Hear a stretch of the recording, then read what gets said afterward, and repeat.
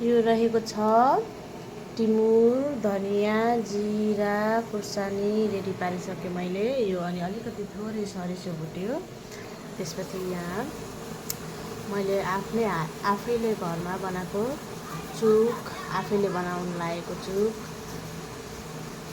रहेको छ, लसुन र अदुवा। त्यसपछि अघि बनाएको चुक हो, यति भयो त्यो रसको, म आफैले बनाएको चुक।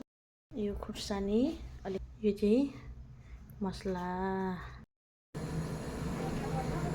अदुवा लसुन,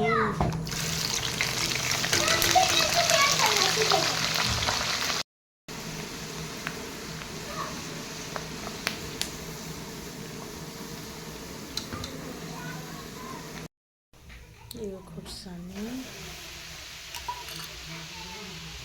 त्यसपछि यो चाहिँ मसला,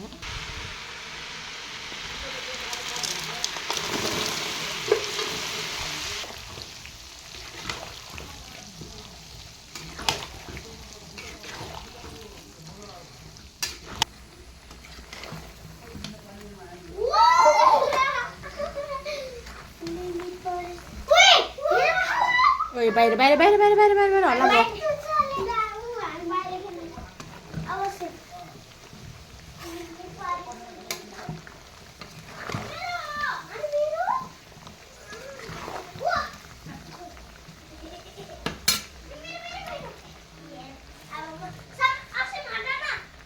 यो डब्बामा देख्यो